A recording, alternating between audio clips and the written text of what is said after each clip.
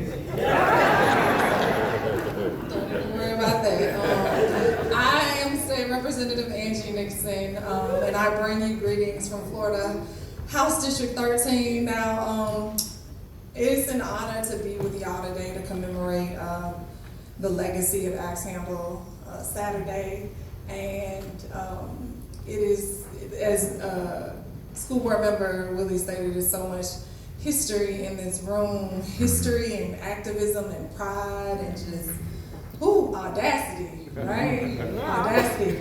And so, Mr. Hurst put me on program to talk about activism forward, and y'all know I'm an organizer, so I do things a little agitationally to try to do what a washer does, which is agitate and clean it up. All right, so I'm trying to be brief, Mr. Hurst, and so I think it's important to note that one of the biggest, most dangerous lies is that we don't have the power to do anything, but these young folks during Axe Handle Saturday proved otherwise, right? That we can do things. And so standing before you today as a descendant of enslaved people that were stolen from their land, stripped of their religion, forbidden to speak their native tongue, threatened with violence and to be killed if they learn to read, I stand before you today, and many of you all sit here today as our ancestors' wildest dreams. And so I think it's important to note that when we cling to hope, we cling to the idea and the thought that we can impact and make change, even in our darkest moments, we can accomplish anything. However, it doesn't stop there, right? I want to be honest, we never will fully arrive. We always have to keep pressing on to progress and to continually make ourselves better. And what we're dealing with now is we're here because we got complacent. And many of us thought we'd arrived. Right. We thought that living in modern America, we would never witness dictators and authoritarianism. And let's be honest, some of us knew, a few of us knew, right? But some of us didn't because we were living in our lavish homes comfortably, driving our Teslas, our Mercedes-Benzes, our Beamers. I'll push a Honda though, so it's not me. But let me tell you one thing that we are never immune from. And that is American greed. And right now, corporate greed is running the show in our country. It is at an all-time high. Right now, we're witnessing what happens when corporations and billionaires go unchecked. And because the reality of it is that when they're unchecked, because that is what many of us honestly aspire to be. Like, that's what we wanted to be. Billionaires and millionaires.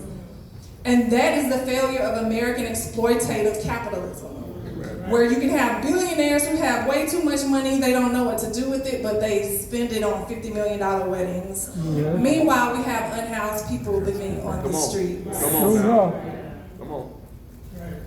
Literally, there was a billionaire that spent $50 million on a wedding. Yet you, sorry. And so, like, what does that say about us as a country?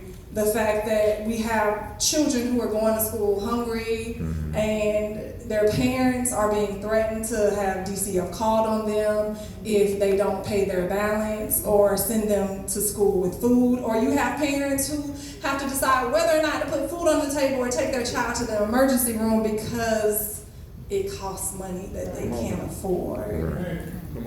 And you see, the axe handles, they look a little different today, but they're still here. Axe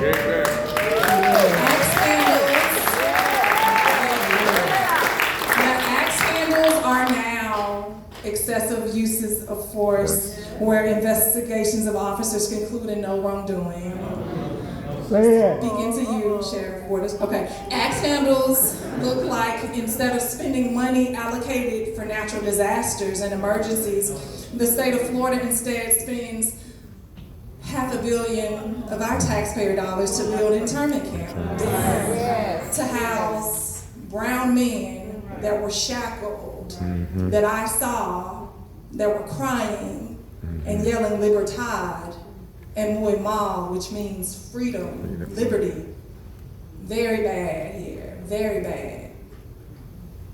50 million of our taxpayer dollars that should have been invested in infrastructure to make sure that our neighborhoods don't flood.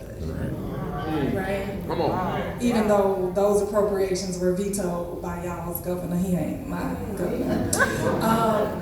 And 50 million, $50 million, $500 million that went to no bid contracts that padded the pockets of Donald Trump and Ron DeSantis' campaign donors, which they knew were still going to shut down. Y'all, did y'all see the AP breaking news report today that they are shutting down that facility, which has not been in existence for 3 months? Yes, we are happy that they are shutting it down, but they knew they were going to have to shut it down, and they stole $500 million that belonged to them. And so that's an axe handle, y'all. That is an axe handle. And I fear that we're dealing with some more axe handles. Today they look like the Florida Board of Education requiring that students are taught that Black people benefited from slavery. An axe handle looks like the silencing of our voices in the form of redistricting that is happening right now. What we are witnessing right now is, in real time, a modern-day president is rigging an election. A modern-day president who already told us what he was going to do, and everything he said he's going to do, he's doing it, or he's attempting to do it. And he said that there will not be another need for us to vote for another president after he is in office. That is an axe handle. Because right now, they are really trying to rig an election to the point of where they stole 5 seats in Texas, and they're trying to steal some seats here in Florida. Meanwhile, in 2022, I had to raise my voice and cause a peaceful sit-in that halted proceedings for over an hour because they got rid of 2 Black congressional districts in our state. That is an axe handle. And so, in order for us to push back on these axe handles, we have to do what Dr. Snyder says do on tyranny, because believe me, this is a lot of tyranny that's happening, and that is disobeying advance. And so when y'all see that radical militant elected official named Angie Nixon on your news, don't just think she is crazy, because she is not, because actually the blood of my ancestors runs through my veins, the blood of which runs through Mr. Hurst's veins and all of the legacy family members' veins right there. And we have to get loud and be bold and to push back against it. Amen. We have to disobey in advance. We have to stand up acts of resistance, and they don't necessarily have to be big acts. They can be little acts, because little acts of resistance lead to revolutions, and clearly we are in need of a revolution today. Because no matter what color we are, who we love, who we worship, how much money we make, we all deserve the opportunity to live healthy, prosperous, and safe. We all deserve the opportunity to no longer survive, but to thrive and to flourish. And so that is why we need to continue to carry activism forward. Thank you.